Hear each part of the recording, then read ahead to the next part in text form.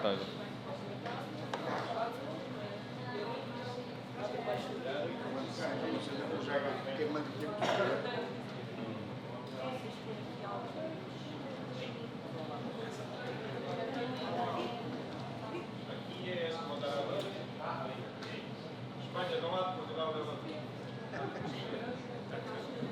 Baixo Alentejo e Andaluzia.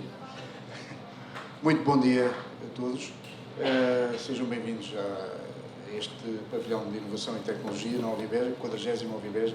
Num dia 1 de maio é estranho estarmos a trabalhar, mas estamos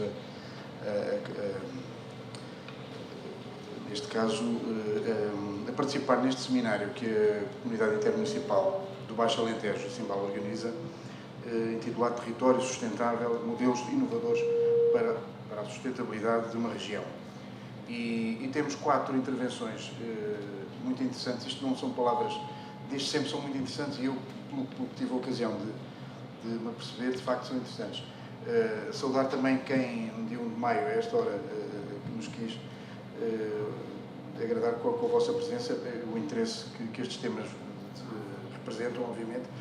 Temos uma primeira intervenção que o Fernando Romba, o secretário executivo da Simbal, vai apresentar, que eu penso que será um conjunto de iniciativas promovidas pela Simbal na área da inovação, precisamente, e sustentabilidade territorial. Eu próprio tenho conhecimento de algumas e sei que vai ser muito interessante este apanhado que vai ser feito do excelente trabalho, e eu aproveito já o tempo de antena para dizer, mais uma vez, publicamente, não me canso de dizer, o excelente trabalho que a Simbal tem desenvolvido neste país, neste território. É um excelente exemplo de inovação, de proatividade, de dinamismo, um órgão ligado ao poder autárquico muito interessante. Uma segunda intervenção será assegurada pela Marta Cortegano, da ESDIM, Agência para o Desenvolvimento Local do Alentejo Sudoeste, que nos vai apresentar o projeto Terra Alimenta, a transição para um sistema alimentar territorializado. Eu tenho muito interesse em ouvir, porque acho que vai ser muito importante, muito relevante o que nos vai trazer de produção agrícola com base local e a importância que isso representa de todos os pontos de vista, económico, ambiental, de saúde, etc. Depois, uma terceira intervenção, a apresentação do projeto Raia. Temos aqui colegas da Andaluzia e, neste caso, o Ángel Blasquez Carrasco, da Agência de Gestão Agrária e Pesqueira da Andaluzia, da Junta da Andaluzia, que nos vai apresentar este projeto Raia, Rede de Apoio à Inovação Rural. Todas estas intervenções têm, como se vê, uma ligação à ruralidade, aos territórios de base local e, portanto, mais um nessa linha. E por fim, uma apresentação de um projeto fantástico, o Life Links Connect, pela Maria Navarro. Este projeto LIFE, financiado pelo programa LIFE europeu, pretende criar uma metapopulação genética e demograficamente funcional do lince ibérico, do lince pardinos. E é mais uma oportunidade para quem, alguns de vós sei que estão ligados a este projeto e, portanto, vão ouvir aquilo em que têm trabalhado e que têm desenvolvido, mas falo por mim, falo certamente por outros. Será também muito interessante, tal como os anteriores, termos esta apresentação. E como se vê, é isto mesmo que é o desenvolvimento sustentável de um território, ou contribui para projetos tão diferentes que aqui vão ser trazidos. Muito obrigado, eu vou-me calar, vou-me sentar e depois vou tentar moderar. Muito obrigado. Então, bom dia a todas e a todos. Agradecer, em primeiro lugar, aqui aos nossos parceiros. Agradecer ao André Matoso, que no Dia do Trabalhador veio trabalhar também, em vez de estar de descanso, e agradecer a vossa presença. Nós vamos passar aqui um pequeno vídeo sobre o Baixo Alentejo e depois faço aqui uma pequena apresentação. Vou tentar também ser o mais sintético para ficarem com uma noção mais ou menos do conjunto de projetos que estamos a desenvolver aqui na Comunidade Intermunicipal.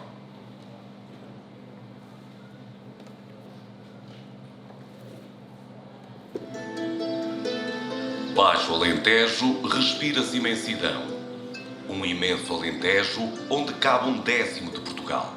Aljustrel, Almodóvar, Alvito, Barrancos, Beja, Castro Verde, Cuba, Ferreira do Alentejo, Mértola, Moura, Ourique, Serpa e Vidigueira são os 13 concelhos que compõem a Comunidade Intermunicipal do Baixo Alentejo.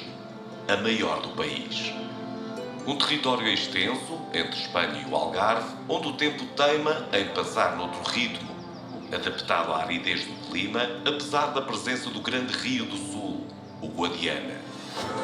Talvez por isso, as gentes do Baixo Alentejo têm traços únicos, representativos da sua tenacidade e da sua perseverança. Características singulares que moldam a diversidade da paisagem e desenham tradições e saberes que se mantêm por gerações.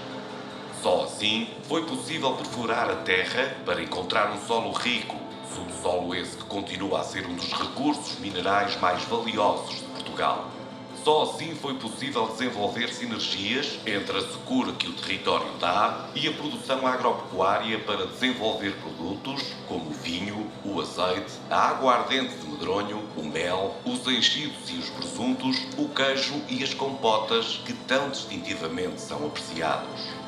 Esta região é marcada também por um vasto património arquitetónico e cultural, desde sítios arqueológicos, frescos, castelos, igrejas, antigas minas, museus, pequenas vilas e aldeias que marcam a singularidade da paisagem. Paisagem marcada também pela planície sem fim, que se estende intacta até ao horizonte do olhar. Um olhar que se transforma à noite, onde o céu brilha mais do que em qualquer outro ponto do país.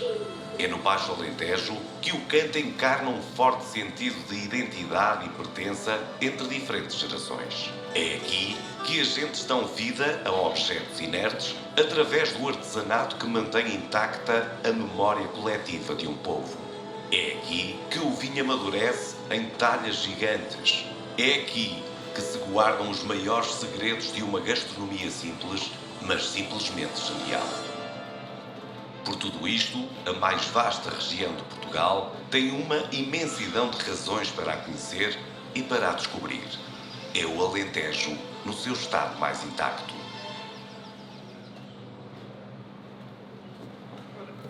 Só aqui, agora, a nossa apresentação, rapidamente.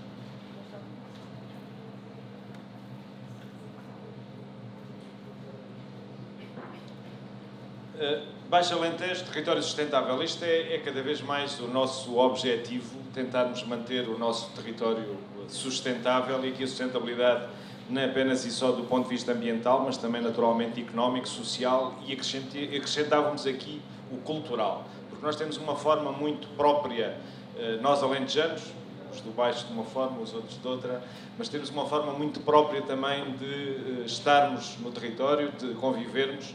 E nós temos hoje mais de 8.500 km² para menos de 115 mil pessoas. Portanto, aqui o nosso grande desafio é que, de facto, a questão demográfica, e desse ponto de vista entendemos que a qualidade de vida que nós temos, conseguindo mantê-la naturalmente, conseguimos manter os que cá estão e atrair para cá mais, que é esse o objetivo de nós todos, penso eu. Nós, aqui na questão da nossa sustentabilidade, tivemos o nosso Plano Intermunicipal de Adaptação às Alterações Climáticas. Foi apresentado aqui nesta Ovibeja também, no mesmo espaço, há uns anos atrás. Já desenvolvemos algumas das ações previstas, nomeadamente num projeto que foi o Viver o Clima no Baixo Alentejo, financiado pelo IEA Grants e desenvolvido em parceria com a EDIA. Estamos também agora noutros projetos que eu vou mostrar à frente também a aplicar algumas das ações previstas no plano. Estamos agora também numa fase que é a revisão do nosso Plano de Ação de Mobilidade Urbana Sustentável para o Baixo Alentejo, o PAMUS. Está a ser revisto. A questão da mobilidade é, de facto, muito complicada aqui no nosso território. Somos poucos, estamos muito espalhados, temos que vencer muitos quilómetros. Vamos tentar suprir algumas das necessidades do território, nomeadamente com o transporte flexível, e o que estamos a fazer nesse plano é mesmo isso, é fazer ali um estudo detalhado relativamente ao plano ou ao transporte flexível para tentar cobrir algumas das zonas que estão a branco, chamemos-lhe assim, na oferta de transporte público rodoviário. Alguns dos projetos é que são desenvolvidos. Este é um projeto financiado pelo Horizonte Europa, é o projeto Resist. São 56 parceiros de 15 países, portanto é um mega projeto, tem um financiamento de mais de 26 milhões de euros. Nós estamos num grupo que tem o chefe de fila é a Catalunha e estamos, para além do Baixo Alentejo, está também Públia. Portanto, no fundo, o projeto vai apoiar 12 regiões, nós somos uma dessas 12 regiões, em que está dividido com 4 regiões pioneiras. Portanto, uma do sudeste da Finlândia, são o chefe de fila de um dos grupos, outra é a Dinamarca Central, a Catalunha, como eu já disse, e também o centro de Portugal. O projeto Resist tem a ver também com a questão das alterações climáticas. Portanto, nós aqui, no nosso demonstrador, vamos focar essencialmente em algumas das nossas situações de risco, nomeadamente a questão das ondas de calor, a questão da seca e dos incêndios rurais principalmente, e criar também, do ponto de vista de inovação, um conjunto de alertas que permita avisar as populações de forma atempada para poderem socorrer-se das necessárias prevenções para evitar que haja, de facto, prejuízos humanos, essencialmente, e também materiais. Portanto, este é um dos projetos grandes em que estamos envolvidos, é um projeto que já vai no seu 2º ano e que estamos também a aguardar alguns dos desenvolvimentos do nosso chefe de fila, que é a Catalunha, para, no fundo, transpormos algumas das soluções que eles têm. Nós somos um dos chamados Digital Twins do projeto para transpor aqui para o nosso território. Vamos agora, no mês de maio, fazer uma formação de massa de capacitação com os nossos municípios, em parceria com outro dos parceiros, que é Itecons, que é uma startup da Universidade de Coimbra e que é também parceiro no projeto, portanto, muito direcionado para os nossos 13 municípios. Um outro projeto em que nós estamos também envolvidos, este financiado pelo POCTEP Interreg, é um projeto também que envolve um conjunto largo de parceiros de ambos os países, da Extremadura principalmente e do Alentejo, do Alto Alentejo, também da Beira Baixa e do Baixo Alentejo. E aqui a ideia é, de facto, criar aqui um núcleo transfronteiriço que permita apoiar as entidades para a criação de comunidades de energia. Portanto, é aqui o grande foco deste projeto, é o apoio às comunidades de energia. Relativamente na Simbal, nós vamos desenvolver um projeto piloto na nossa sede para criarmos uma comunidade de energia para autoconsumo, de forma a tentar depois transmitir esta nossa experiência, porque em Portugal, infelizmente, as comunidades de energia estão a custar a desenvolver-se e, portanto, a nossa ideia é percebermos aqui quais são as grandes dificuldades e os constrangimentos que existem para podermos depois também passar para os nossos municípios, municípios esses que no âmbito do Alentejo 2030 e no âmbito também da nossa ITI, do nosso Investimento Territorial Integrado, irão ter acesso a financiamento para criarem também comunidades de energia e, portanto, há esta necessidade de também aprendermos como é que se faz para podermos também passar e partilhar com os municípios do Baixo Alentejo. Um outro projeto em que também foi recentemente aprovado, portanto é um projeto financiado pelo Euromed, é o Fire Free Med, o FRED, em que aqui, mais uma vez, o foco também é na questão das alterações climáticas e nós somos parceiros neste projeto. Vamos ter uma verba para adquirir um drone, um sistema que permita, num projeto, numa zona piloto aqui do território, e que vai ser a freguesia de São Barnabé e a freguesia de Santana da Serra, são as freguesias mais expostas ali na transição para o Algarve, portanto, em termos de orografia e do preenchimento do território, em termos florestais, é onde existe maior risco.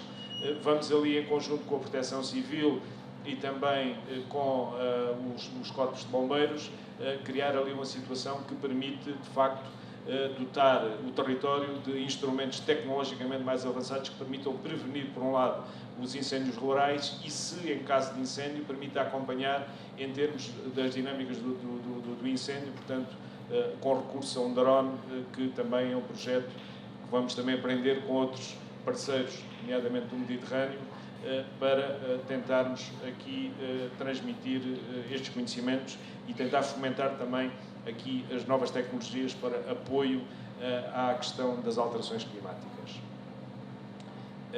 Irá ser criada uma plataforma, portanto a lógica, portanto, isto é tudo muito tecnológico também, em que permita também transmitir os diversos ou os gabinetes de proteção civil municipais, à proteção civil subregional e também os outros elementos da proteção civil, nomeadamente a GNR e o ICNF, alguns das situações que permita mitigar estas questões dos incêndios rurais que, infelizmente, temos tido aqui alguns nos últimos anos. O ano passado foi em Odmira, tivemos também ali um grande entre Ourique e Almodóvar, mas pronto, os incêndios rurais, infelizmente, tomaram uma dinâmica de tal forma, e também com a falta de habitantes em muitos dos montes, pessoas que antes habitavam naturalmente e preenchiam o território, cada vez há menos pessoas a habitar, cada vez há menos gado, portanto, torna-se aqui uma situação recorrente, e os incêndios, quando iniciam, de facto, uma força e uma dinâmica totalmente diferente do que era aqui há uns anos atrás. Um outro projeto em que também estamos envolvidos é também financiado pelo POCTEP Interreg. Este é com três regiões de Espanha, no caso a Extremadura, a Galiza e penso também que a Andaluzia. Vão estar também colegas de outras CIMs do Alto Minho, da Beira Baixa, e somos nós aqui do Baixo Alentejo. E aqui o que tem também a ver é com a capacidade, especialmente muito direcionado para os municípios, para os nossos pequenos municípios rurais, a transposição dos Objetivos de Desenvolvimento Sustentável das Nações Unidas para o funcionamento, chamamos-lhe assim, e o dia-a-dia dos municípios. Portanto, este é o nosso desafio, tentarmos também dotar os nossos municípios de conhecimento e trabalharmos também muito focados na questão dos ODS, dos Objetivos de Desenvolvimento Sustentável. Pronto, da parte da comunidade intermunicipal, estes são alguns dos que estamos envolvidos. Outros, vamos aqui ouvir os nossos parceiros que possam também, nomeadamente o Terra Alimenta, o Raia e o Lice Connect, também é projeto em que somos parceiros, mas temos aqui os colegas que vão agora passar a palavra aqui à Marta, que vai falar sobre o nosso Terra Alimenta.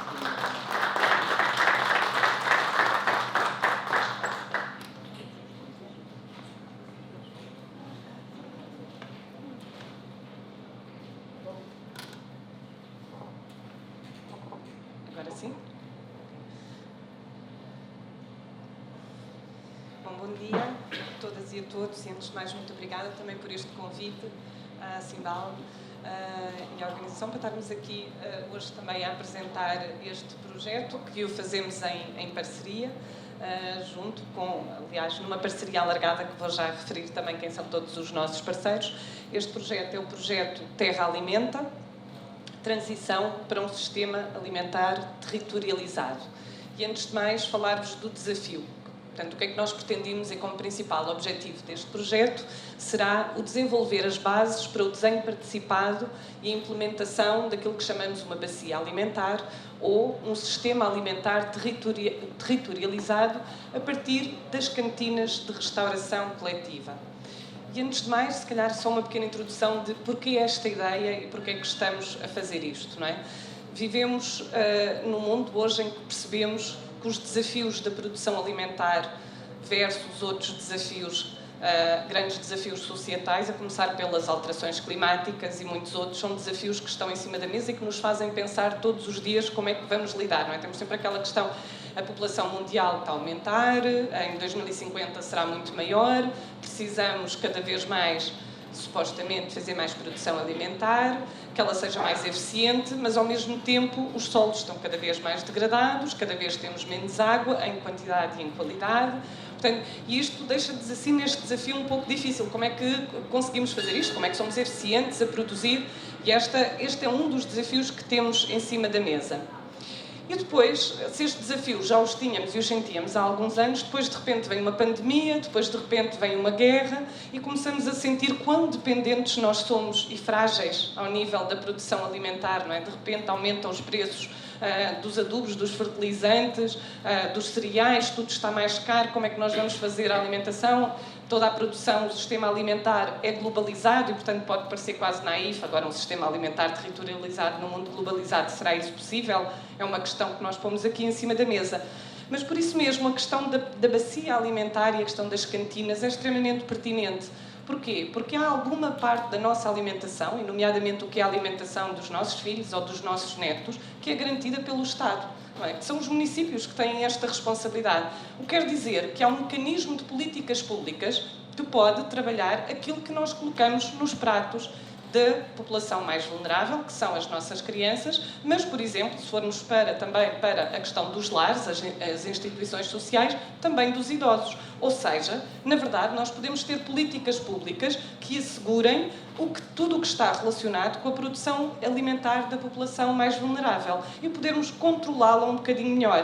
Portanto, esta é uma primeira questão, não é? Que é uma questão de resiliência alimentar. Okay? Não somos aqui naivos de achar que agora vamos mudar o mundo e passamos a produzir tudo aqui, conseguimos ter tudo aqui, nomeadamente no Baixo Alentejo e com algumas das limitações. Sabemos que temos um Baixo Alentejo com água e regadio e temos outro Baixo Alentejo com graves problemas de seca, mas mesmo dentro do que são as nossas limitações, a verdade, e por isso temos uma Oviberja e toda esta uma feira e muitas outras aqui no território, não é, que evidenciam a produção de qualidade que existe no local. Pergunto eu, quanto é que fica dessa produção? Tem ideia? Já vamos ver, porque estudamos isso e o que é que, na verdade, nós temos nas cantinas a esse nível. O outro nível não é só a produção e a quantidade, é também a qualidade. Porque se é verdade, nas questões da necessidade de alimentar o mundo, se fala muito que há 800 milhões de pessoas a morrer à fome no mundo, a verdade é que há o dobro das pessoas que morrem por doenças que, na verdade, estão associadas à alimentação que têm, mas é o contrário, não é? São as doenças... A maior parte de todas as doenças, hoje em dia, das quais nós morremos, estão associadas à má qualidade da alimentação. E não porque comemos pouco, é porque comemos muito, demais e mal. Ou seja, esta questão também se torna muito interessante quando discutimos estes aspectos de produção, porque é verdade que há falta de alimentos no mundo, se há meio mundo que anda a comer o dobro dos outros, não é? Ou muito mais.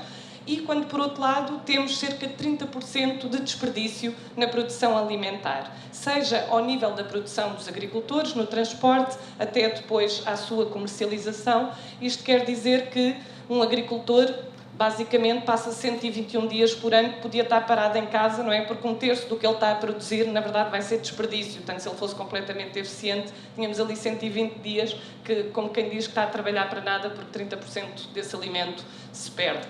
Então, todas estas componentes são extremamente interessantes e as cantinas são, neste aspecto, uma excelente medida e forma de trabalhar, não só porque põem a comida na mesa, não é, destas pessoas, mas também porque criam literacia alimentar. Estão a fazer a educação de como estas pessoas poderão vir comer no futuro. Portanto, é aquele momento em que não só nós podemos ter as ferramentas para trabalhar e dar e pôr na mesa aquilo que nós achamos que deveria ser o mais equilibrado, o mais saudável e o mais sustentável na sua produção, incluindo ela vir da maior proximidade possível, como, além do mais, estamos a garantir a sua educação e tentar que no futuro também se alimentem de forma diferente. Isto fica na introdução de porque é que estamos a fazer isto, ok? Porque é que criámos este projeto.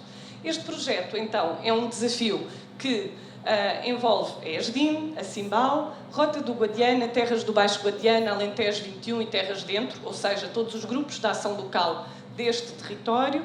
Mas depois temos também parcerias de experiências piloto, onde se junta a Câmara Municipal de Mértola e a Terra Sintrópica, que já estavam a desenvolver esta ideia de rede alimentar local. Junta-se depois o URIC, que já está a fazer e já implementou agora no mês de abril um primeiro piloto para experimentar, ver como funcionaria, tentarem algumas das hipóteses aqui em estudo, e agora até já fora de projeto o município de Castro Verde, que está também a querer e ainda implementar no mês de maio também o seu piloto. Temos vários parceiros informais e colaborações externas, como Chamar o Futuro e a Universidade de Évora, e é financiado pelo PDR. Então, temos aqui várias fases, eu vou rapidamente explicar para tentar não ser também muito maçuda, mas depois no final podem fazer também algumas perguntas.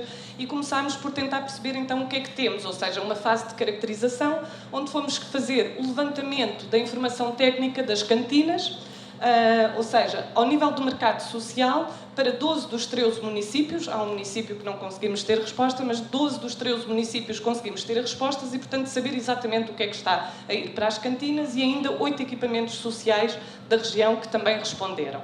Temos um aspecto muito positivo no Baixo Alentejo, é que 95% fazem gestão direta. Ou seja, isto seria muito mais difícil quando não é feito gestão direta das cantinas e temos serviço de catering. Portanto, este desafio para nós começa para já, não é impossível quando já começamos bem pelo facto de ter 95% de gestão direta. E o que é que temos aqui que é interessante, e isto também são dados interessantes para os produtores, porque quando começamos a ver a escala, começamos a perceber que isto não só é possível, como é interessante. Nós temos 1.445.000 refeições servidas anualmente, portanto, e estamos a falar de um território de baixa densidade, não é? Em que são necessárias, por mês, 12 toneladas de hortícolas, 14 toneladas de fruta, 12 toneladas de tubérculos, que é quase tudo batata, e vejam, atenção, aqui a quantidade é um bocadinho... E apenas 1 tonelada de leguminosas, não é? Quando temos, como vimos ontem fizemos uma degustação também associada a este projeto, temos o grão de ervidel, temos aqui produtores que poderiam ter mais leguminosas e trazê-las para as cantinas, é uma proteína essencial e este é um dos aspectos que vamos tentar melhorar também com este projeto. Sendo que apenas 2,4% de tudo isto é proveniente de produção local. Não é?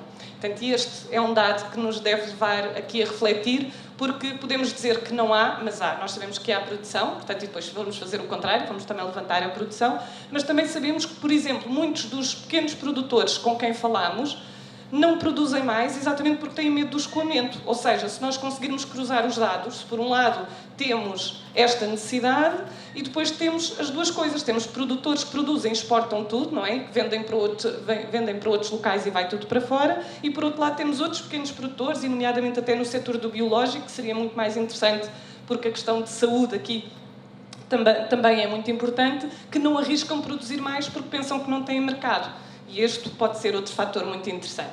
Foi feita também foram avaliadas estas emendas para perceber de que forma o seu grau de adesão à dieta mediterrânica, sendo que 15% dos planos de emenda foram classificados como não aceitável, portanto temos claramente de trabalhar com estes municípios para melhorar, 55% como aceitável e 30% como bom. Por fim, 30% das entidades estão a implementar estratégias ou políticas de minimização do desperdício alimentar, o que é bom, mas queremos mais, não é?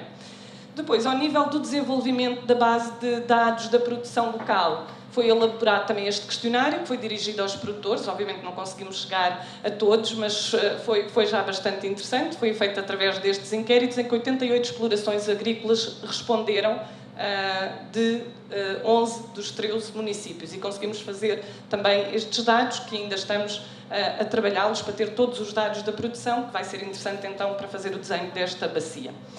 A partir daqui, o que é que começámos a fazer? Então, temos esta ideia, precisávamos de fazer estes diagnósticos, mas a questão é que, para a maior parte dos intervenientes, dos stakeholders, isto é ainda muito estranho de se fazer. Ou seja, nós não conhecemos, começamos a falar com todos e todos nos dizem isto é impossível, isto não dá, isto não é possível de se fazer. E nós sabemos que é possível. Porquê? Porque há outros municípios que estão a fazer, há outras regiões que estão a fazer, há outras cidades que estão a fazer, em Portugal e na Europa, com as mesmas regras que nós. Portanto, aquela questão de isto não dá, não é? Se outros fazem, nós podemos fazer. O que é que precisávamos? De aprender. Então, todo este projeto foi muito montado nesta ideia de inspiração e aprendizagem. Portanto, coletar os dados, para depois, no final, e lá chegaremos, o que queremos é fazer este desenho da bacia, mas, no entretanto, o que estamos a fazer é aprender como é que isto se pode fazer. Começámos, então, por este workshop de lançamento, em Beja, faz agora um ano, em que chamámos... Foi uma ação muito participada, tínhamos aqui a sala completamente cheia e foi o objetivo divulgar o projeto, metodologia, mas também inspirar a comunidade para perceber que isto é possível de ser feito. Portanto, partilhámos resultados de alguns projetos de referência e trago aqui principalmente a questão também dos projetos da Inloco, do Prato Certo, que foram também extremamente inspiradores para este processo, mas também as dinâmicas que já estavam a ser desenvolvidas em Mértola e fizemos esta dinâmica do backcasting, que é imaginar um futuro completamente positivo. Se pudesse ser tudo idealmente, como é que seria? E depois pensarmos o que é que precisamos de fazer para chegar lá, não é? Que esse futuro positivo é possível. Promovemos, então, a aprendizagem colaborativa, conhecendo o ponto de partida dos stakeholders que lá estavam, relativamente aos seus hábitos alimentares, preferências, crenças limitativas. Fizemos várias dinâmicas. E depois continuamos daí para a frente sempre a reunir-nos regularmente, já com um grupo que se vai alargando, e é interessante, temos várias pessoas interessadas e todas as ações têm estado esgotadas, portanto é muito interessante ver que há mesmo este interesse da região em participar no projeto. A seguir passámos para um workshop de liderança criativa e de desenho de modelo de governança, pensar como é que nos conseguimos organizar para poder fazer isto, mapeando os stakeholders, mas também promovendo a responsabilização de todos. E quando eu digo todos, é mesmo todos, porque neste projeto vêm as cozinheiras das escolas, as auxiliares, os vereadores das câmaras, produtores, pessoas responsáveis de associações de agricultores, técnicos, pessoas da área da educação. Temos aqui todos os stakeholders que podem influenciar, porque para isto resultar, nós tanto precisamos que um município decida que isto é uma política pública e vou fazer porque eu acredito que isto é o melhor para o meu território, como precisamos que a auxiliar que vai pôr o prato na mesa colabore e também esteja a incentivar e a ajudar o projeto. Portanto, aqui esta questão de compromisso e qualidade de cooperação é essencial. Fomos fazendo então estes workshops com mergulhos na realidade positiva e inspiradora, conhecendo estes projetos mesmo ao vivo, indo lá, percebendo o que é que se está a fazer, como o caso, por exemplo, da Horta do Combral, em Santana de Campas Merlo, o projeto Cozinha da Avó, o Centro de Agroecologia e Regeneração da Terra Sintrópica.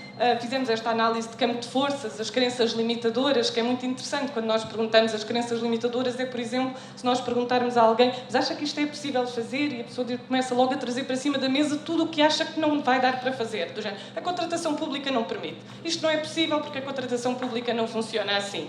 Ok, mas há outros municípios que fazem. Têm as leis da contratação pública, não é? Então é o desmanchar, irmos para trás. Então vamos lá perceber como é que eles fazem, porquê, como é que é possível. Fomos então a Torres Vedras, e este sim um local extremamente inspirador, porque temos aqui uma vereadora, hoje em dia é Presidente da Câmara, mas quando começou este processo foi uma decisão da vereadora que tinha este pelour, que um bocadinho contra todos e contra todos decidiu que aquilo era prioritário no seu concelho, que queria fazer, e por isso foram buscar a equipa certa, as aprendizagens, mudaram o que foi necessário para garantirem que tinham um concelho 100% local. Bem, então foi feito aqui, aprendemos imenso. Vou passar assim só algumas aprendizagens importantes. As emendas aqui são sazonais, focam-se em produtos de época, principalmente biológicos, todos adquiridos localmente, tudo adquirido localmente. E mudam a cada semana até um ciclo de 12 semanas.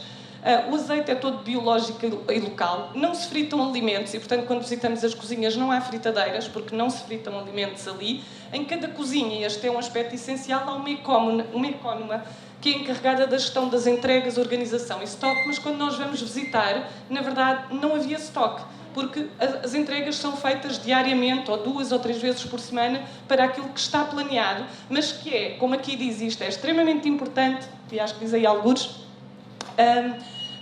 é feito em volta de abril, maio, é reunido com os produtores locais para preparar a produção do ano seguinte. E isto é absolutamente essencial para que funcione, e nós vimos isto agora com o Aric, no piloto, não é? Quão difícil é nós tentarmos fazer isto se não houver planeamento inicial. Portanto, tem que ser planeado com os produtores, o que é que eles têm, o que é que eles podem produzir, porque se houver compromisso de compra, é muito mais fácil fazer. Não é? Fomos também visitar a Escola dos Olivais e a rede Food Link, que é também todo o planeamento ao nível alimentar para toda a área metropolitana de Lisboa, que está a ser feito. Vou passar aqui um bocadinho à frente. Percebemos que aqui há toda uma estratégia de continuidade e envolvimento, que tem uma junta de freguesia, com hortas na escola, compostagem, e onde a cantina é um lugar feliz. Foi isso que nós percebemos e entendemos. É muito interessante as estratégias que aquela equipa tem, e isto é importantíssimo. Há uma equipa multidisciplinar, permanente, entusiasmada e persistente, que se esforça imenso para que isto funcione. Então, eles têm programas de educação e literacia alimentar, onde fazem o Masterchef dos pais. Por exemplo, eles convidam os pais a fazerem concursos e escolhem receitas que passam a estar dentro da emenda semanal. E é totalmente diferente um prato, vamos pensar, um prato tradicional, por exemplo, muitas vezes eles dizem que eles se queixam muito quando são pratos com leguminosas, não é? Mas é totalmente diferente se for o feijão do pai do Francisco, feijoada à moda do pai do Francisco, se for outra feijoada qualquer, porque passa-se a chamar assim, passa a existir na emenda e os miúdos aderem de uma forma completamente diferente. Eles têm mascotes e vestem-se de vegetais, aqueles vegetais que ninguém gosta, têm uma mascote para ir à escola e à cantina nesse dia. Portanto, tem uma multiplicidade de ações que são extremamente interessantes e tem uma estratégia para lidar com o principal elemento dificultador, que é o quê? Os pais, curiosamente. Portanto, muitas vezes são quem boicota mais a estratégia, e a estratégia ali é muito simples, é uma senhora que está preparadíssima para dar assim uma chaga de 2 horas aos pais difíceis. E, portanto, quando há um pai difícil, ele é chamado à escola e tem que ficar 2 horas a ouvir os argumentos daquela senhora de porque é que isto é o melhor para as crianças. E nem que seja porque o pai não quer voltar a passar por aquilo, acaba por chatear menos e e deixar que isto aconteça. Fomos também a Montemor, onde há toda uma estratégia do semear alimentar local Montemor. Visitámos a Herdade do Freixo do Meio, conhecemos a cooperativa Minga, que também colabora neste desafio, ajuda a juntar agricultores, pequenos agricultores locais e a fazer o escoamento para as cantinas. E aqui uma das grandes aprendizagens será o facto de ser um processo independente de financiamentos, com forte componente de sensibilização, comunicação e literacia alimentar. E isto é muito importante, nós estamos a fazer este projeto e a começar e ele tem que ser agarrado pelos municípios, pela comunidade intermunicipal, pelos grupos de ação local, ele não pode ser dependente de projetos. Portanto, nós estamos a fazer isto como um começo que seja um compromisso e por isso também um compromisso político e um compromisso das entidades de que queremos fazer isto. Não é? E dos próprios pais, de toda a comunidade escolar, de que se começarmos a fazer isto é para continuar, independentemente de haver financiamentos ou não, porque muitas vezes o recurso que é necessário é simplesmente vontade, boa vontade. E, portanto, estamos a dar agora os recursos que são conhecimento para que se possa fazer. Para quê? Portanto, temos também os projetos pilotos, em que é em Mértola, em que já existia esta rede alimentar e agora estamos a testar e a tentar perceber as várias soluções logísticas. Por exemplo, em Mértola, todas as escolas que não são na sede de concelho foi adjudicada às IPSS. As IPSS têm hortas, estas hortas ecológicas, onde põem também produto e, por sua vez, já definiu uma meta, que a meta para Mértola é abastecer todas as cantinas escolares com sopa, salada e fruta 100% local e biológica no prazo de 2 anos. E isto é muito importante, haver metas definidas que estejam assumidas e está a trabalhar para isto. O piloto em Ourique foi desenhado e já foi implementado, e daqui teremos também lições interessantes, mas foi muito interessante. Por exemplo, foi a primeira vez que tiveram carne de porco alentejano na ementa, em Ourique.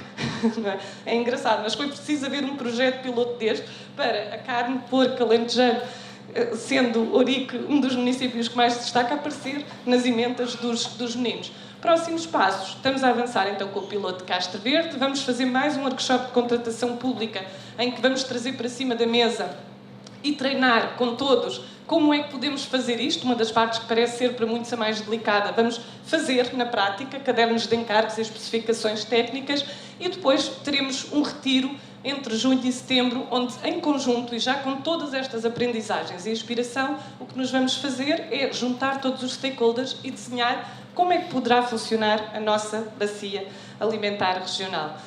E, portanto, para terminar-vos, só dizer que, como nos disse Anatole France, para conseguir grandes coisas é necessário não apenas planear, mas também acreditar, não apenas agir, mas também sonhar, e este é mais um projeto que parte muito do sonho e do acreditar, e depois trabalha muito, com muito planeamento, para agirmos e conseguirmos realmente fazer esta transformação. Obrigada.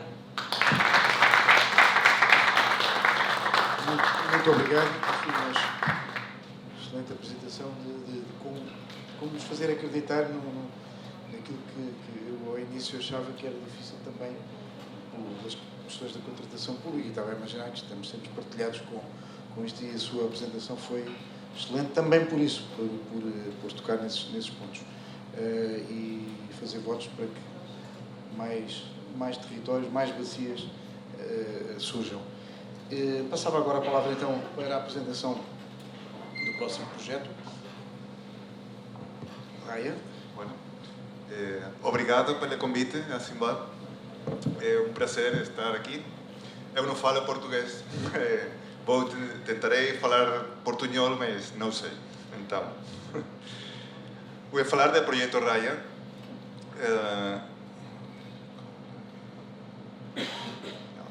O projeto Raya é um projeto de cooperação com Espanha e Portugal, POCTEP, liderado pela Agência de Gestão da Agricultura e Pesca da Andaluzia, onde eu trabalho. E o objetivo principal é identificar necessidades do território e soluções com inovação. Esse é o principal. Está a ambos lados da fronteira entre Espanha e Portugal, mas hemos diseñado con una región que tiene 30 kilómetros de la línea fronteriza. Ese es el objetivo principal. Pero también tienen otras regiones, porque Bella está afuera, pero está dentro. Entonces no sería el objetivo principal, pero serían los objetivos secundarios. La provincia de Huelva, en España, Baixo Alentejo y Algarve. El trabajo busca la identificación das necesidades de innovación rural. Queremos dar origen a un plano de actuación y crear una red de agentes de innovación rural en este territorio. Es un proyecto de gobernación territorial y transfronterizo. Y buscamos valores agroalimentarios, muy similar a Terra Alimenta. Siento mucha envidia de Terra Alimenta cuando he escuchado. Y queremos una diversificación económica en las zonas rurales de este territorio.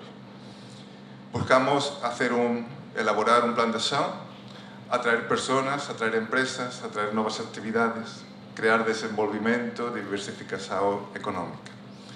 Y también un punto importante es reforzar las capacidades de la administración pública y privada para la innovación y el emprendedurismo. Entonces, si ven en los resultados que esperamos, el principal es crear una red, queremos una red fuerte en este territorio para la innovación. Esa red, una vez creada, debe desarrollar un plan de acción que lleve a proyectos muy concretos. O sea, la idea es desarrollar una red durante 2024 y que esa red cree un plan de acción y cree proyectos concretos que empiecen en 2025. Para ello, queremos recoger primeramente un catálogo de desafíos de innovación. Ya hemos comenzado con eso y más tarde invitaré a quien está aquí presente para que se una a nosotros. Y también tenemos una parte importante que es la formación. Más de 100 personas es nuestro objetivo, con capacidades mejoradas, enfocadas en la innovación, pero también en cuestiones transversales del mundo agrícola. Es un proyecto que tiene una duración de 30 meses, comenzó en julio de 2023 y finaliza el 31 de diciembre de 2025. Es con un financiamiento del 75% y tiene un orçamento de 1.008.000 euros. Los parceiros lidera Agapa, a mi empresa, Simbal, que conocen bien, la Comunidad Intermunicipal de Baixo Alentejo. Está también la Asociación de Defensa del Patrimonio de Mértola, Ayuntamiento de Puebla de Guzmán, en España, la Diputación Provincial de Huelva, la Comisión de Coordinación de Desenvolvimiento Regional de Algarve, Asociación para el Desenvolvimiento del Concello de Moura, la Cámara Municipal de Mértola, Cercania Consultores de España y Asociación Inloco de Portugal. Y estas son las 6 actividades, son las actividades normales de un POCTEP. Ya hemos comenzado con la actividad 1, que fue la definición del cuadro de acción transfronteriza, un cuadro temático y un cuadro geográfico. El cuadro geográfico el que expuse, el cuadro temático muy ligado a la PAC, a PEPAC y a todos los fondos europeos que son los que financiarán los proyectos. La actividad 2, que es la creación de una red transfronteriza de la zona de raya, también comenzó.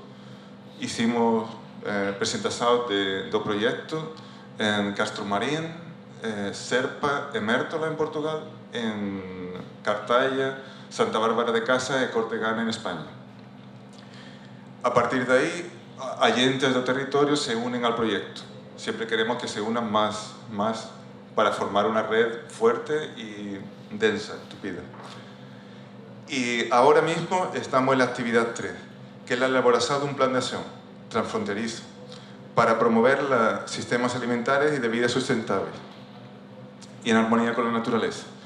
Es un plan transfronterizo que comenzará con una actividad de hackathon. Eso es que vamos a hacer unas actividades en las que se unirá toda la red y estamos buscando desafíos, que todos los agentes del territorio, todos los actores, nos digan cuáles son los desafíos más importantes y a partir de ahí busquemos soluciones, todo el mundo junto. Será una red que lo tendremos que hacer en 3 sesiones. Como he dicho también antes, la actividad de 4, la formación, el refuerzo de las capacidades, es muy importante. Ahora mismo hemos comenzado, que está coordinando Simbal, una formación en fondos europeos, para que todos los actores sepan cómo aprovechar los fondos europeos que tenemos presentes.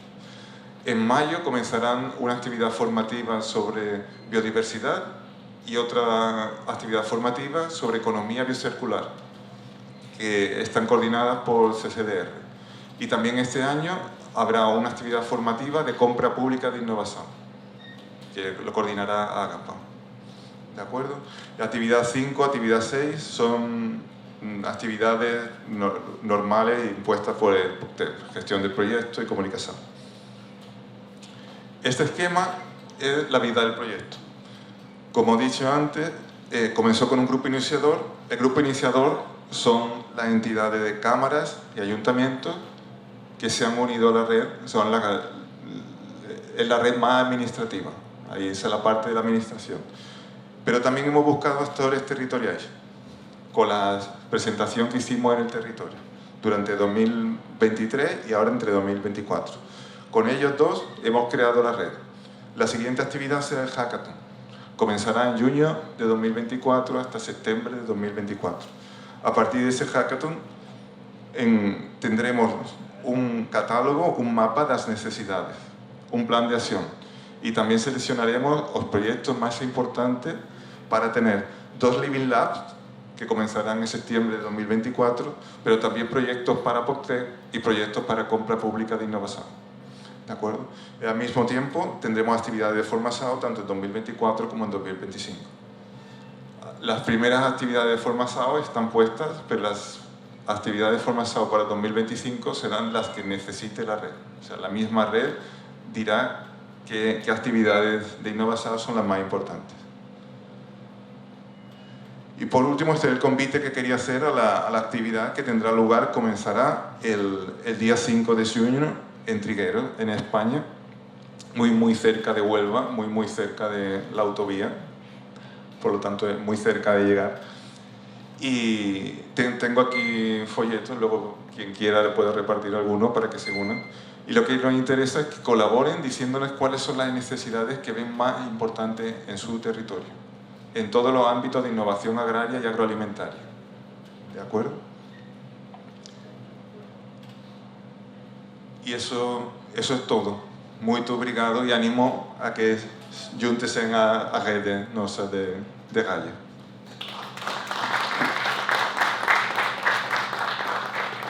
Muito obrigado, Ángel. E afinal sabe expressar-se praticamente em português, muito claramente. Muito interessante. E então, para concluirmos esta primeira parte de apresentações, Maria, por favor, projeta o link se conecta. Hola. Hola. Muchas gracias a Simbal por este honor y por esta invitación. Muchas gracias y pido disculpas porque mi portugués no existe y mi portuñol es bastante pequeño. Voy a hablar en castellano y voy a hablar despacio. Yo vengo a contaros un proyecto con el que soñamos y se ha hecho realidad. Es un proyecto en el que me vais a permitir que hable un poco de la historia. Me vais a permitir que vuelva 20 años atrás y empiece explicando por qué los sueños a veces se hacen realidad. Nosotros teníamos...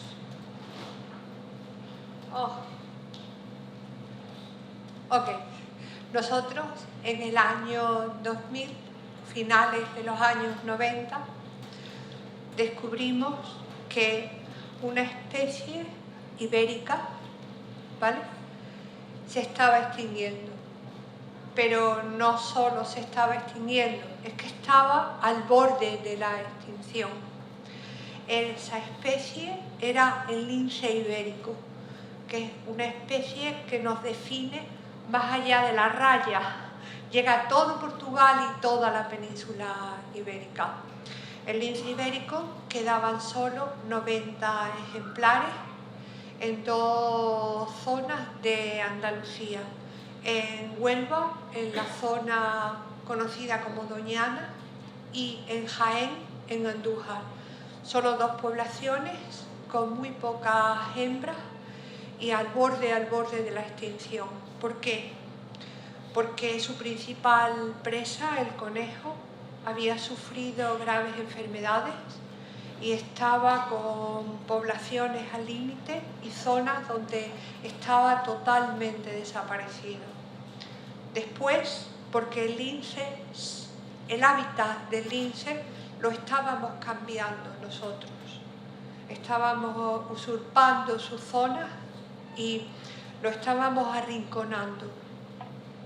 Después, porque hasta hace poco era una pieza cinegética y además era una especie carroñera y era una especie por la que se pagaba por su muerte, porque junto con los lobos y junto con los zorros se consideraba que era peligrosa, entonces se cazaba. Esto hizo que estuviera a punto de desaparecer. Solamente quedaba, mirad, 2 núcleos muy pequeñitos. De pronto, la lista roja de los animales en peligro de extinción lo califican como especie en peligro crítico de extinción. Está casi a una especie de el mamut o el dientes de sable de desaparecer, y nosotros seríamos los culpables. Se decide, vista esta urgencia, en empezar a trabajar en la recuperación. Se pide un primer proyecto LIFE, que lo pide la Junta de Andalucía, y lo único que se trata es de evitar que esas 2 zonas empiecen a perder también ejemplares. Entonces lo que se trata es un poco de fijar la población, esos 2 núcleos, ¿vale? Solamente teníamos 2 en aquel momento. A final de 2018 ya teníamos esos 2, más 4 más un montón de cosas, pero empezamos con 2 núcleos. En este momento también se decide que vamos a hacer como un centro de cría. El primer centro de cría que se hace en Doñana y tiene como idea ser un reservorio genético por si la especie se pierde, porque estábamos casi convencidos que la especie se perdía. En este proyecto, ¿vale? ¿Qué fue lo que se hizo bien? Se hicieron algunas cosas no bien, pero ¿qué fue lo que se hizo bien?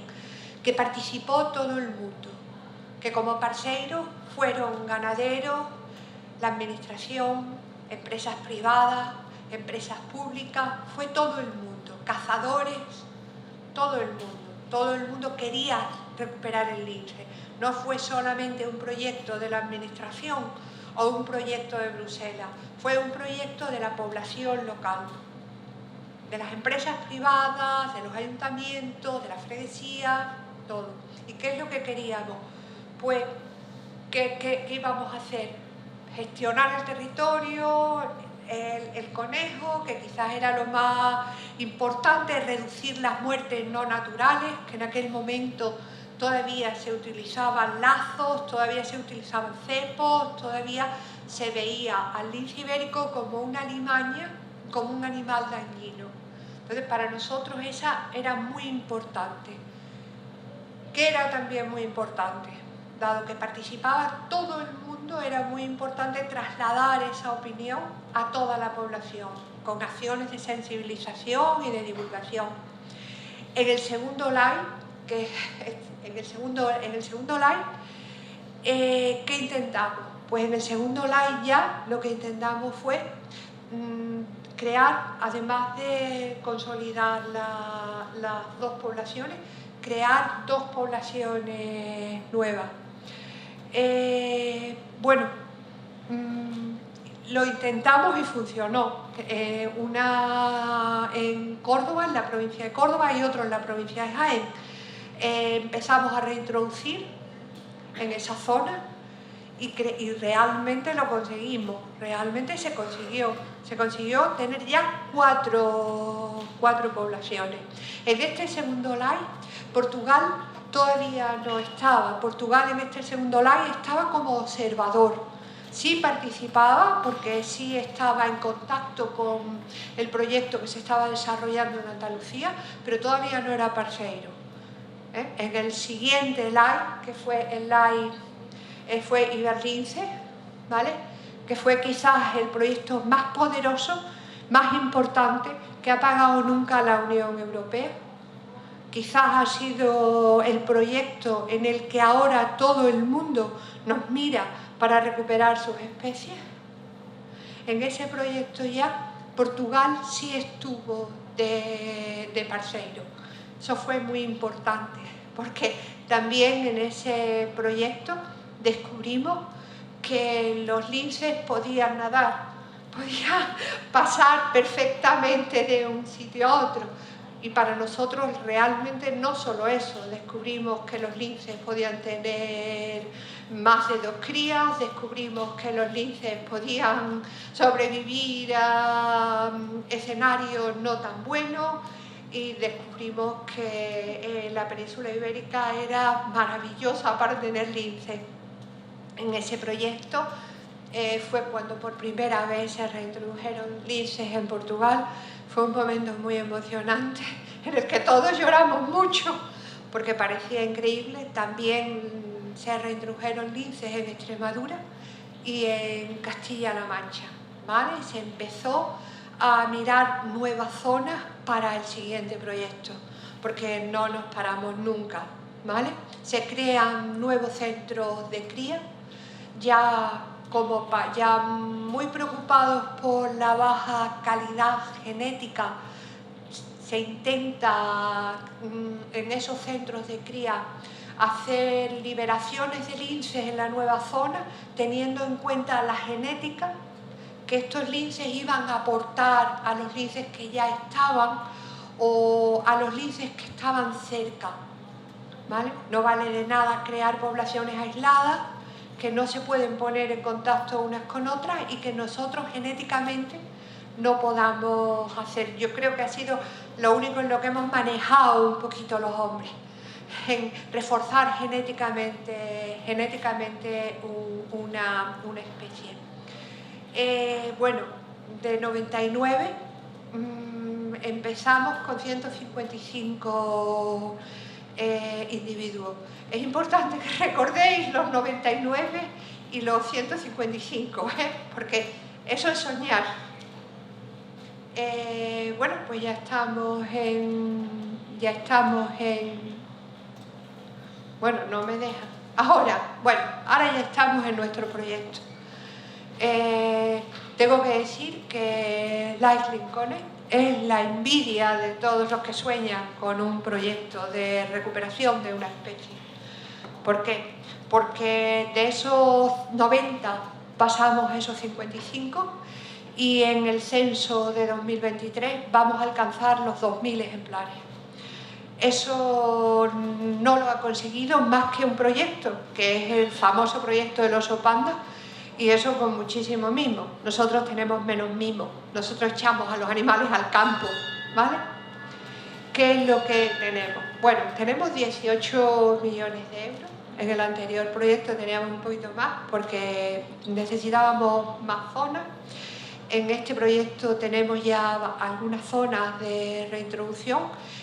Vamos a crear 2 zonas nuevas, una sería en Murcia y la otra sería en Granada, dentro de Andalucía. Y vamos a hacer algo muy importante, que es consolidar las zonas del anterior proyecto y sobre todo, y lo que es más importante para el lince, conectar esa zona entre ellas. No vamos a crear nunca más poblaciones aisladas porque es lo que puede conducir a que desaparezca. Bueno, nosotros vuelve a coordinar, en este caso siempre ha sido la Consejería de Medio Ambiente, hemos cambiado ahora de sostenibilidad, después de agricultura, después de eso, pero la Consejería de Medio Ambiente siempre ha liderado los 4 proyectos. Y tenemos el orgullo de que tenemos como socios 3 socios portugueses, que para nosotros son muy importantes. Tenemos al ISNF, al que le doy las gracias, a Simbal, al que también le doy las gracias, y a Infraestructuras de Portugal, que para nosotros es muy importante, porque eso puede evitar una de las causas que nos preocupa, que son los atropellos, ¿vale? Que es lo que os invito también a que veáis nuestra web, ¿vale? Bueno, a ver, ahí es donde estamos. Ese es el territorio lince ibérico, ¿vale? Pero también os digo que el campo no tiene puertas, con lo cual hay un lince portugués que llegó a Barcelona, otro lince portugués que anduvo por las murallas de Lugo. Bueno, pues una vez que tú los pones en el campo, ellos son libres.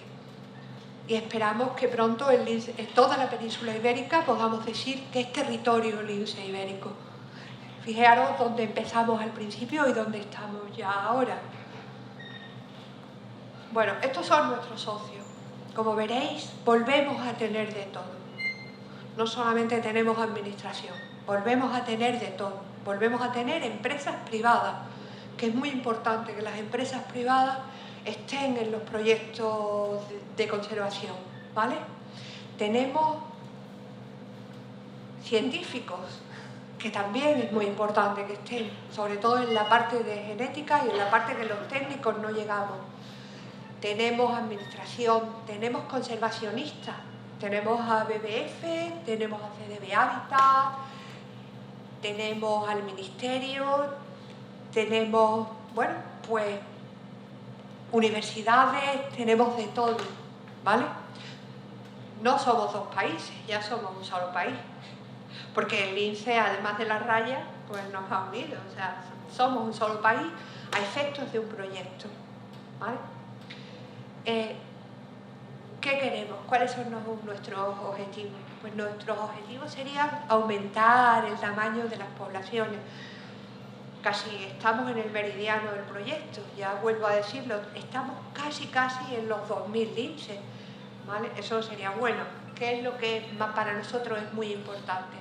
Tenemos que conectar esos núcleos que hemos creado, porque si no volveríamos a empezar otra vez desde hace 23 años y no queremos eso. Entonces, ¿qué es lo importante? Creamos poblaciones, pero las conectamos.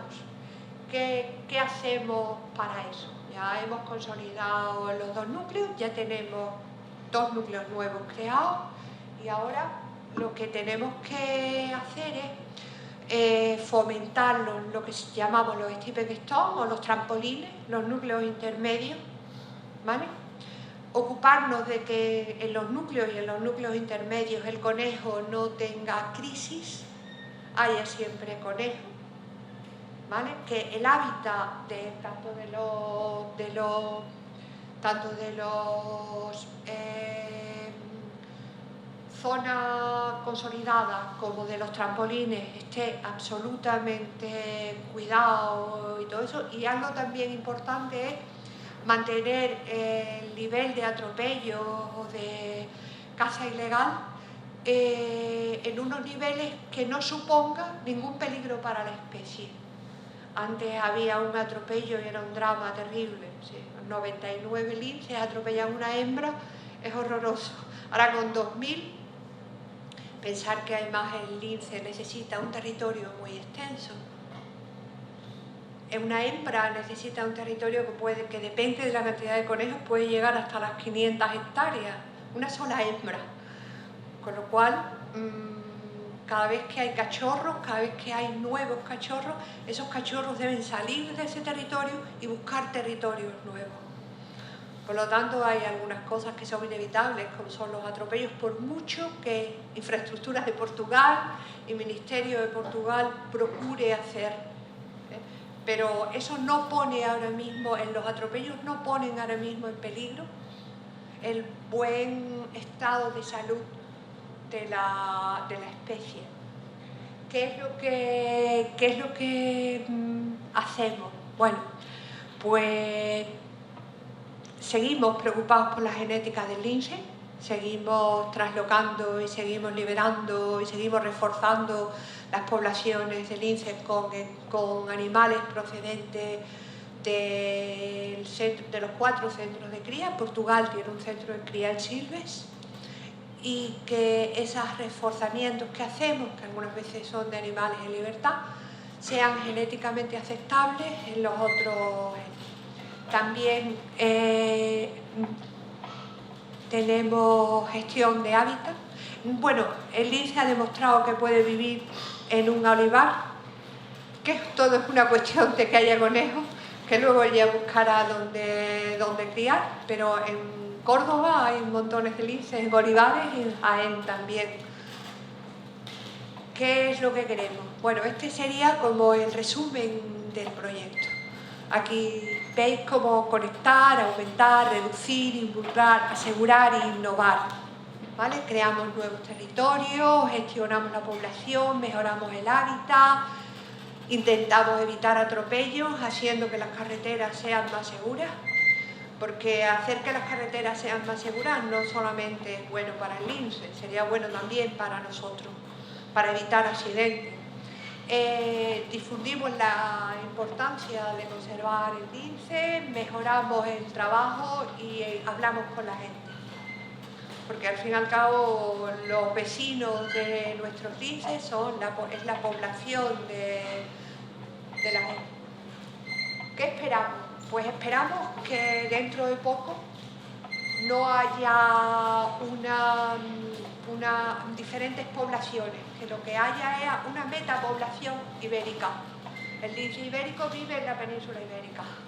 Entonces tenemos que conectar todas las poblaciones para conseguir eso, que él viva en su sitio, que es la península ibérica. También tenemos que conseguir, ya hemos conseguido que el lince pase de peligro crítico de extinción a en peligro de extinción, y tenemos que conseguir que pase a vulnerable, porque eso indicaría su buena salud, eso indicaría que es sostenible por él mismo, y eso sí que sería recuperar del todo una especie. Bueno, pues consolidamos los núcleos, las dos poblaciones, esas poblaciones nuevas que estamos creando tienen que tener más de 5 hembras, lo cual os vuelvo a hablar, son muy grandes los territorios que necesitan esas hembras. Queremos que haya por lo menos 3 conejos por cada hectárea dentro de esos territorios de las hembras. Eso es casi otro sueño, pero estamos también en ello, También queremos que la diversidad genética sea mayor de lo que es ahora. Queremos que todo el reservorio genético que está en los centros de cría esté en el campo, esté en los linces en libertad. Queremos que la tasa de atropellos disminuya. Estamos también en ello, ¿vale? Y queremos que disminuya también la tasa de mortalidad por acciones ilegales. El resultado que tenéis ahí, ¿vale?, es sobre la población anterior. Ahora os puedo decir que el año pasado, el año 23, hemos tenido solamente 4 o 5 casos de accidentes, dejémoslo en accidentes, de cazadores hacia el lince. Bueno, que es también muy importante, pues cómo hemos consolidado la población que admita al lince como un vecino más. ¿Qué queremos? Pues queremos que el sueño ya sea del todo, que ya sigamos soñando, ¿no?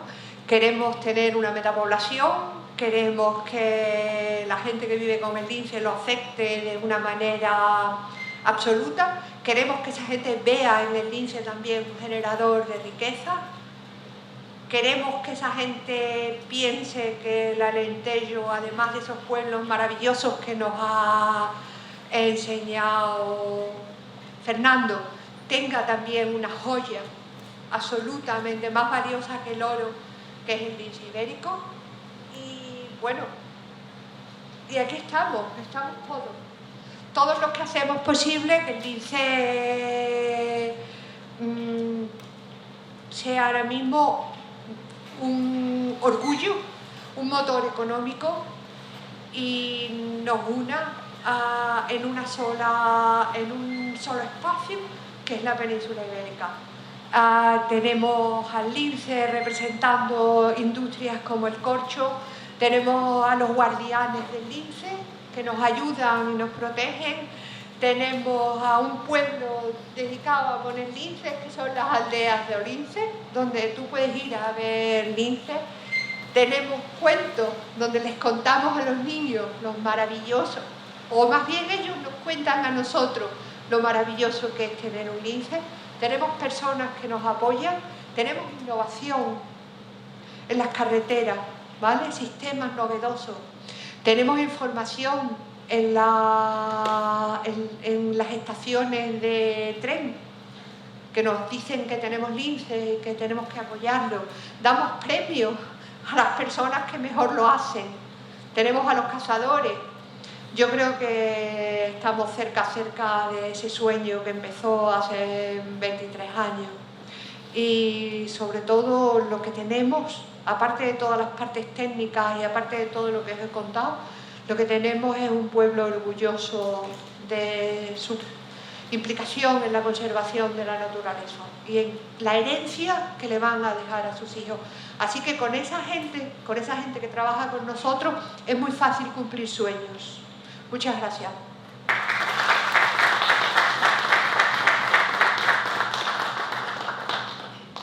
Muito obrigado. É fantástico o entusiasmo que todos vocês trouxeram nas vossas apresentações, o entusiasmo que nos transmitiram de sonhos, de objetivos, de problemas que transformaram ou tentam transformar em oportunidades e tão distintos como os projetos que o Fernando apresentou, este projeto Terra Alimenta que a Marta apresentou, o projeto Raia, o projeto Links Connect e de facto é com colaboração, com envolvimento, não é só temos um problema, vamos tentar resolvê-lo, é sempre mais difícil. E ou com a Dinamarca, ou com Torres Vedras, ou com os territórios da Raia, ou com toda a Península Ibérica, com todos os possíveis intervenientes, eu acho que está aqui um excelente exemplo. Mais uma vez, dar os parabéns à Simbal por ter conseguido trazer 4 excelentes exemplos, enfim, que depois podem ser decompostos, da importância do bom relacionamento institucional dos países, das regiões, dos municípios, das populações. Não me esqueço do projeto Terra Alimenta, que é, de facto, com municípios e buscar bons exemplos e, portanto, concretizar sonhos.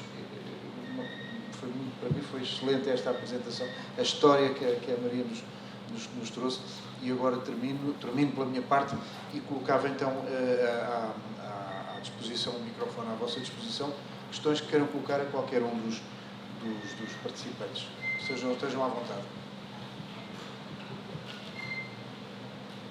Identifiquem só para nós percebermos quem são ou que área de interesse é que têm, só por essa razão.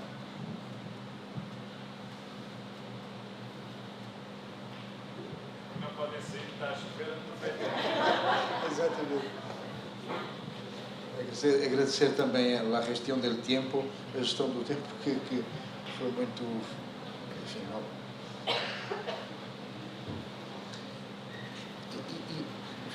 eu não queria estar aqui a encher chouriço, como se costuma dizer, mas de facto a importância, o Fernando coloca isso na apresentação inicial, que é a sustentabilidade é mesmo isto.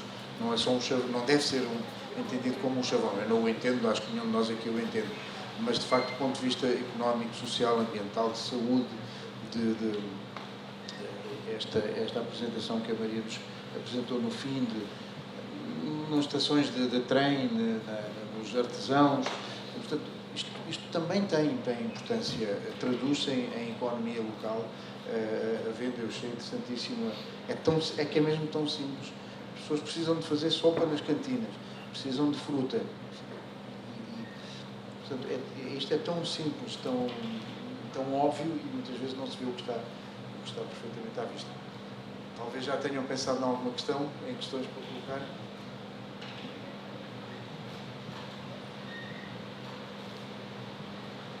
Francisco, João, estamos a provocar.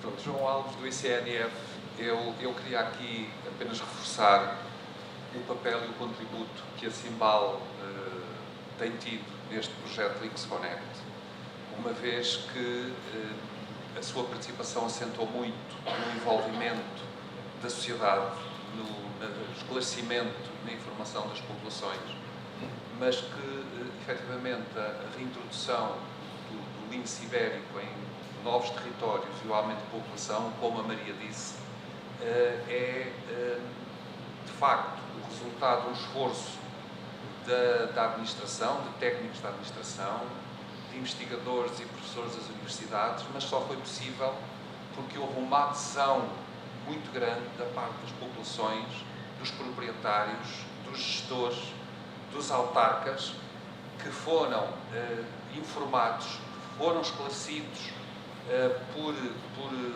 muitas pessoas que trabalharam neste projeto e trabalham neste projeto e que compreenderam que o lince ibérico fazia parte de todo o sistema natural, de todo o ecossistema da Península Ibérica e que haveria a ganhar em trazê-lo de volta. E de facto, houve um trabalho, houve muitas dúvidas, houve muita ansiedade, as pessoas estavam receosas que o regresso do lince pudesse criar problemas que não permitisse, por exemplo, que a caça se praticasse em determinados territórios, ou que a agricultura viesse a ser condicionada, ou que o aproveitamento das suas propriedades pudesse ser limitado, mas isso não aconteceu. Obviamente que o lince, de vez em quando o coelho escasseia, o lince tem que comer alguma coisa e pontualmente, quer em Espanha, quer em Portugal, o lince recorre a outras fontes de alimento. Mas tem sido feito um esforço muito grande para compensar esses prejuízos pontuais, sendo certo que as pessoas também já compreenderam que a presença do lince também tem efeitos benéficos nos sistemas naturais. Portanto, o lince consegue melhorar as populações presas das quais se alimenta. Portanto, o lince é assim, quer dizer, se tiver à sua disposição um coelho que começa a estar afetado com alguma doença ou um coelho perfeitamente num estado de saúde total, é mais fácil para o lince capturar o coelho que já está, que já não consegue fugir tão rapidamente, e se há um surto de uma epidemia que está a aparecer num determinado local, ele provavelmente, em muitas situações, consegue doblar a expansão desse surto nos coelhos, ou mesmo, por exemplo, na população de perdizes ou de outras espécies cinegéticas.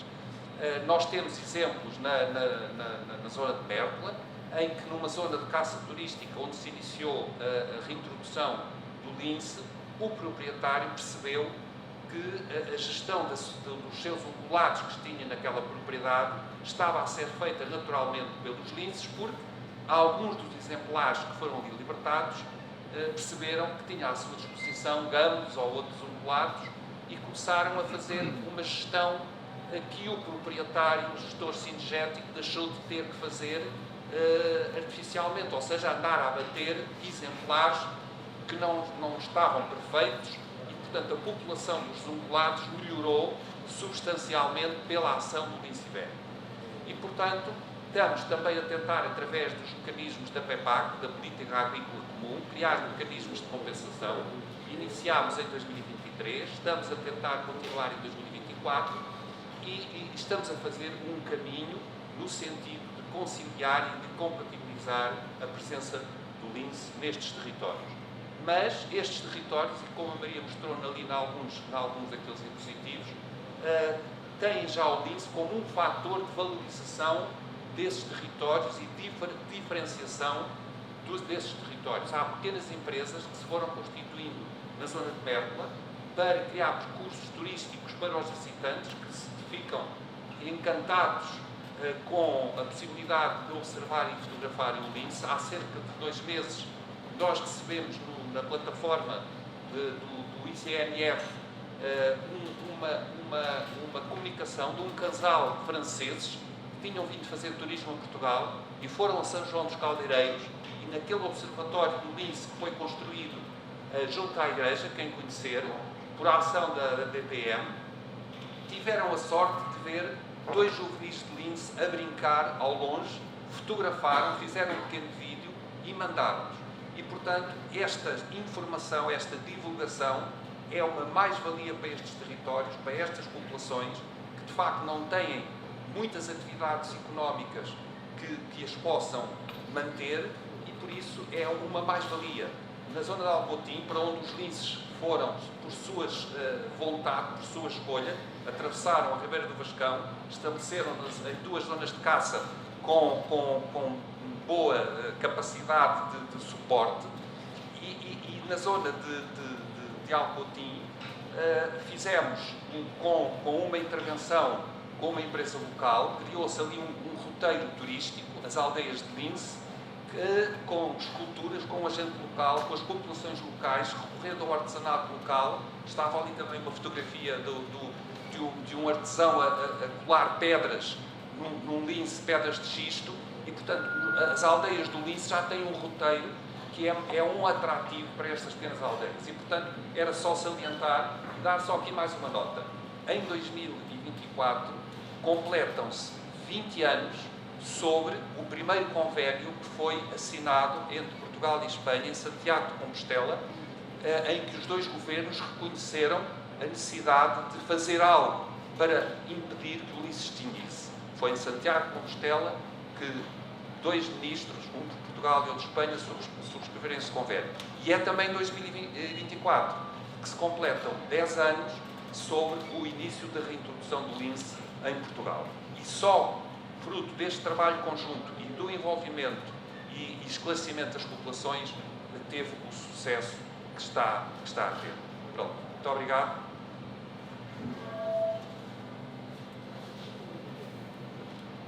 Mais questões que queiram colocar?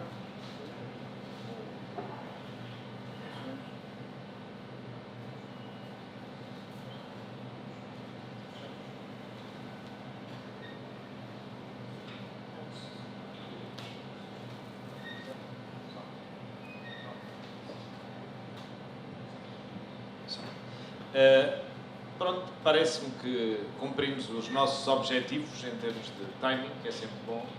Agradecer aos parceiros que cá estiveram connosco, à Maria Navarro, ao Ângelo, à Marta e ao nosso moderador, que tão brilhantemente conseguiu conduzir os trabalhos. Também acho que foi mais ou menos pessoal, não levantou muitos problemas. Agradecer também aos convidados, dos parceiros, dos diversos parceiros dos projetos que também estiveram aqui connosco hoje. Da parte, convidá-los também esta tarde, vamos ter ali no espaço Aprender Mais, onde temos a exposição do lince, convidá-los a passar lá para verem a exposição do lince, que acho que é uma exposição que está muito bem conseguida. E vamos ter, a partir das 17 horas, o Jorge Serafim, que vai contar as histórias e lendas do lince também, ali normalmente dedicado aos mais novos, mas que a todos podem assistir, porque o Jorge Serafim, de facto, é sempre um comunicador de excelência, e, nesse ponto de vista, parece-me que também cumprimos bem essa parte da divulgação. A exposição já correu um conjunto de concelhos, falta ainda correr mais uns quantos. Veio ultimamente de Ferreira do Alentejo para Alviveja e depois ainda irá para outros locais. Da parte da comunidade intermunicipal, portanto, o que nós temos tentado fazer, de facto, é juntar as pontas soltas, é criar condições para que consigamos ter um território mais resiliente, porque o nosso território, como já aqui foi falado, ainda trabalha um bocadinho a 2 velocidades, portanto temos uma zona mais a norte que é banhada pelo Alqueva e que tem regadio e que nos últimos anos desenvolveu bastante, nomeadamente a questão do olival, do amendoal e de outras culturas, e mais a sul temos uma zona de sequeiro, também com uma reserva da biosfera, que ali no concelho de Castro Verde principalmente, temos também o Parque Natural, portanto temos um conjunto de Parque Natural do Val do Gadiana, temos um conjunto de um território muito diversificado e que, de facto, estes projetos esperamos que contribuam para ganhar mais resiliência e não apenas aumentarmos o número de linces, que é importante, mas também aumentarmos o número de pessoas, porque é fundamental no nosso território. Portanto, é isso que nós vamos tentando fazer todos os dias, juntamente com os nossos municípios. Nós temos municípios em que mais de 1/3 da população tem mais de 65 anos de idade. E desse ponto de vista, torna-se cada vez mais complicado dar resposta a essas pessoas menos novas e também termos mão de obra para trabalhar, porque temos essa dificuldade e é um desafio também constante, que está a ser colmatado muito dele por pessoas que vêm dos mais variados pontos do mundo, já para cá, e portanto estamos aqui numa fase também de readaptação a estas novas realidades e da parte da comunidade intermunicipal, o que nós vamos tentando é trabalhando com os parceiros portugueses, espanhóis, de outros pontos da Europa, para percebermos também boas práticas que existam, que possam ser transpostas para cá, aproveitarmos este financiamento para fazer também projetos piloto para que possam ser replicados e às vezes também não correm bem, portanto também a ideia destes projetos também é testar para ver o que é que conseguimos e da nossa parte depois iremos continuar este percurso, aguardando agora que o 2030 que tem dado um bocadinho atrasado, mas que também nos possa dar aqui outros instrumentos para podermos continuar a fazer aqui do Baixo Alentejo um território em que toda a gente queira visitar e queira cá viver. Obrigado.